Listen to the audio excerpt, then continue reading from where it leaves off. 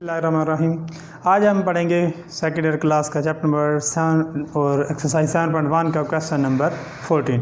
Question number 14 में ये कहता है कि prove that the line segment joining the mid points of two sides of a triangle is parallel to the third side and half as long. इसमें question में ये कहता है कि एक लाइन सेगमेंट है, वो लाइन सेगमेंट एक ट्रायंगल के दो पॉइंट्स के मिड पॉइंट्स पर वाक़ई है।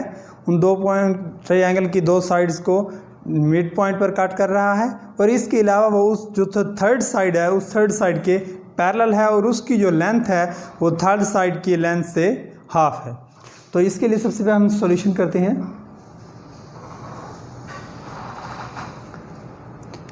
Late O be the position, let O be the origin, then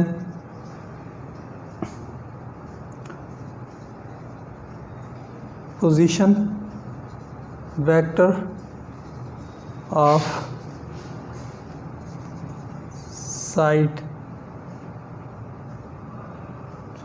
position vector of A is equal to OA is equal to A, position vector of B is equal to OB is equal to B, position vector of C is equal to OC is equal to C।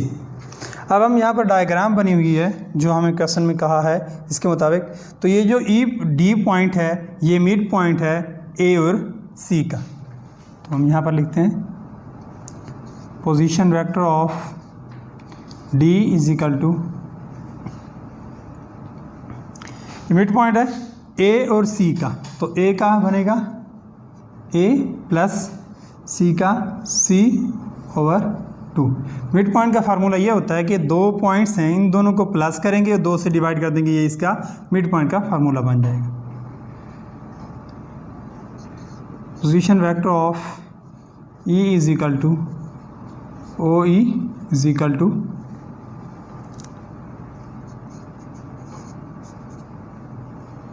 तो E है ये B और C का mid point है, तो B का जो point बनेगा वो स्मॉल b होगा प्लस C का जो पॉइंट बनेगा वो स्मॉल c होगा डिवाइडेड बाय 2, क्योंकि ये जो हमारे पास E पॉइंट है ये इस साइड BC का मिड पॉइंट है। मिड पॉइंट का फार्मूला ये होता है कि जो दोनों वर्टिसेस होते हैं इस पॉइंट की वैल्यू प्लस इस पॉइंट की वैल्यू डिवाइडेड बाय 2, ये मिड पॉइंट का फार्मूला बन जाता है। तो हमने फाइंड करना है कि AB और DE पैरेलल हैं, तो हम फाइंड करेंगे सबसे पहले AB। हम लास्ट क्वेश्चन में भी कर चुके हैं कि जो AB होता है AB इक्वल होता है सेकंड जो B है B का position vector minus position vector of OA, B का position vector OB minus A का पोजीशन वेक्टर OA होगा। OB की हम वैल्यू देखते हैं B माइनस OA की वैल्यू A, AB, इसे हम 1 का नाम दे देंगे। A भी हमारे पास फाइंड हो गया। अब हम DE फाइंड करेंगे। DE इक्वल होगा position vector of E minus position vector of D। Position vector of E हो जाएगा OE minus position vector of D होगा OD। तो अब सबसे पहले हम देखते हैं ओके OE की वैल्यू क्या है। OE की वैल्यू हमारे पास B plus C over 2, B plus C over 2 minus OD की वैल्यू हम देखते हैं कि OD की वैल्यू हमारे पास क्या है। OD की वैल्यू हमारे पास A plus C over 2, A plus C over 2। तो हम इसका एलसीएम ले लेते हैं। B प्लस C, ये 2 से डिवाइड करेंगे 1 आएगा, 1 को ऊपर मल्टीप्लाई करें सेम टू सेम ऐसे आ जाएगा, माइनस 2 को 2 से डिवाइड किया 1 आंसर आया, 1 को A प्लस C से मल्टीप्लाई किया same to same A plus C आ जाएगा। B plus C minus A plus minus minus plus minus minus C over 2 D E. इसे मज़ीद आगे सॉल्व करते हैं। प्लस सी माइनस सी से कैंसिल आउट हो जाएगा। डी ई इक्वल है बी प्लस ए ओवर 2। इसमें हम आगे सॉल्व करते हैं। D is equal to B minus A over 2। तो 1/2 बाहर निकाल लेते हैं। B minus A 2। अब हम from 1 and 2 1 and 2 D E equal है 1/2 बी माइनस ए इक्वल था ए बी के। ये इक्वल हो जाएगा ए बी।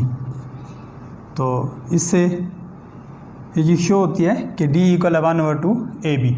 इससे मुराद ये हुआ कि जो डी ई साइड है ये इसके पैरेलल होगी, क्योंकि पैरेलल की डेफिनेशन हम पढ़ चुके हैं कि एक साइड दूसरे के पैरेलल कब होती है, जब वो चीज़ किसी भी नॉन नेगेटिव इंटीजर का मल्टीप्लिकेशन हो तो वो दोनों एक दूसरे के पैरेलल होंगी। इससे ये शो होता है, means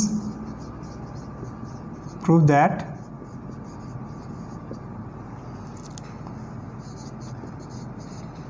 line segment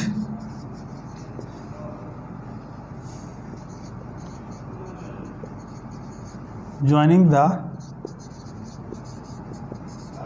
midpoints of two sides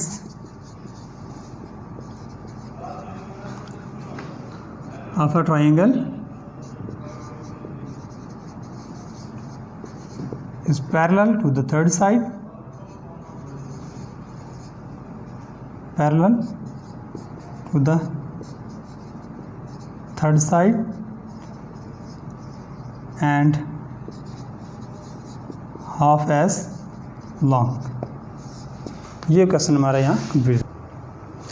ये हमारे पास हिंस प्रूफ दैट हो गया कि डी इक्वल है 1/2 ए बी। अब हम अपने जो डायग्राम फिगर बनाया था हम उसमें देखते हैं कि ये डी ई था और ये ए बी था।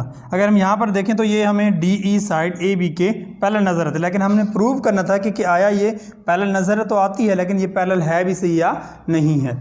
तो हमने इसे प्रूव कर लिया कि ये पैरेलल है।